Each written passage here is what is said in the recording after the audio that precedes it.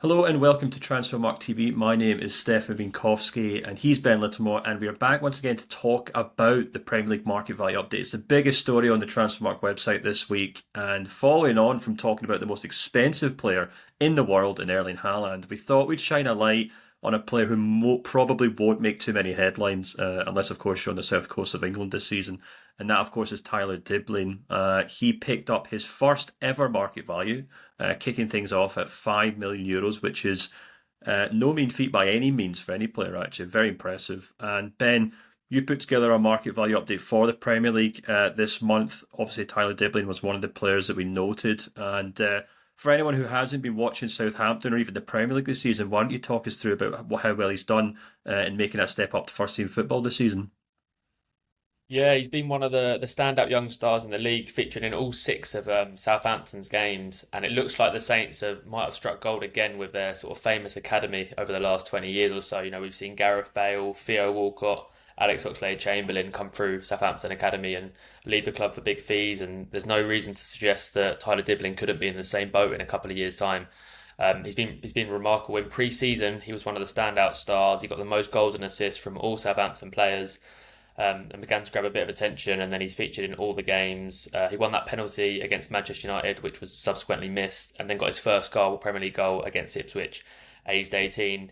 It kind of boded the question for me. I mean, he's looked so bright and so talented. It bodes the question for me as why he wasn't used more in the Championship by Russell Martin last season. I was sort of digging into the stats, and quite remarkably, he was actually on the bench when he was 16 years old when Ralph Hasenhüttl was the manager, back when they were in the Premier League 2 or 3 years ago. And if he'd come on that day, he would have become Southampton's youngest ever player ahead of Theo Walcott. So he's been a player that has been known about for a long time. He made his Premier League 2 debut when he was just 15.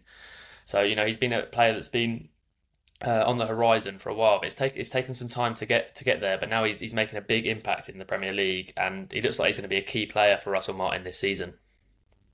Yeah, he's really impressed me from what I've seen so far. A player who plays on the right hand side, cuts inside with a left foot. I think actually that Ipswich game was actually a really good example of what he can do. Obviously, scores a really impressive goal by getting the ball out of his feet. Great touch to get away from the defender, a tidy finish. But he also set up Cameron Archer for a great chance that really should have been a goal that hit the post. But I think it showed exactly what he's capable of doing when he comes inside. He's got this tremendous ability to dribble past players, but he's also fantastic at kind of threading those through balls as well. And if we actually look at his stats for Southampton's youth teams, we can see a player who scores and creates chances kind of in equal measure, really. For example, for the under 18s, he's got 5 goals and 11 goals and 5 assists in 42 games. And for the under 21s, he's got 8 goals and 6 assists in 27 games.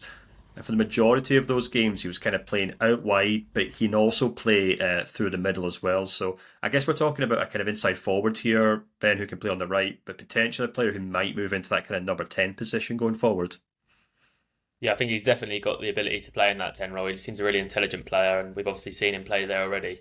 For me, he absolutely reeks of a left-footed Jack Grealish. I mean, he's got the low socks to start off with, which has already got the Jack Grealish vibes going on about it. And then he loves little touches, obviously left-footed rather than Grealish being right-footed, but loads of little touches on his left foot, the way he cuts in. He's got that ability to jink around players in tight areas, as we saw with his goal against Ipswich. He does look like a real supreme talent, and you know it wouldn't surprise me if already in January and certainly next summer, you know, some clubs start sniffing around Tyler Dibling, particularly if Southampton continue their dreadful vein of form they've started in the Premier League with just 1 point from 6 games. You know, they're looking like very much relegation candidates. And I feel if they do go down, then Tyler Dibling could be staying in the Premier League with another club next season if he carries on with this trajectory.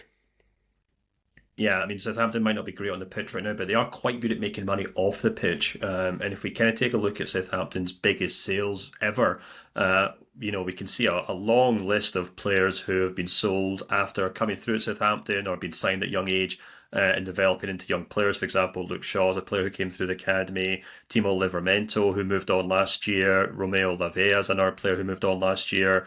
Van Dijk, Sadio Mane, Schneiderlin. These are guys that obviously that were signed from elsewhere. James Ward-Prowse, if I'm not mistaken, also an academy player. Adam Lallana too. Nathan Tella as well, I think, is also an academy player. So for while Southampton obviously a bit of a yo-yo club at times in terms of getting promoted and relegated, we're looking at a club that do have a very good track record, Ben, of developing young players, either their own young players or players they've scouted from elsewhere, and them selling them on to top clubs. And I guess that's maybe why someone like Tyler Dibling is such an interesting player for us. Not only is he a good player on the pitch and deserving of that market value, but we should see that market value continue to kind of skyrocket in the years to come if he continues to play for Southampton, because the track record suggests that if you do well at Southampton, there's a good chance that you'll move on to a big club in the Premier League. Yeah, definitely. But what you're talking about there with Southampton being a well-run club was sort of culminated around that Mauricio Pochettino time when they got into Europe. I think they came seventh in the Premier League, and they would. There was a time when they were dubbed the Liverhampton, weren't they? When all their players seemed to be going to Liverpool. Virgil van Dijk moved on for a huge fee, Sadio Mane as well. Lallana made that move, but they obviously did sell. Almost, they've always had this sort of model for a while now, where they develop players and then they sell them on for big fees, and that's the way it is. Fans maybe might not be happy with that, but it was for a while a sustainable way of keeping Southampton in the Premier League and keeping them in the top half of the table for a lot of that time as well. But since then, they've struggled to produce that talent really in the last sort of 5 or 6 years, which has seen them drop to the Championship. Now they're back up, and they'll be hoping Tyler Dibling can be the start of a new generation coming through of that academy, because it's going to be really important to Southampton this season. Because I think when you look at their squad on paper, I think it looks like it's going to really struggle in the Premier League. And having a bright spark like Tyler Dibling, a young player, the fans can sing one of our own. It could be something that ignites them to try and win that fight to stay in the division.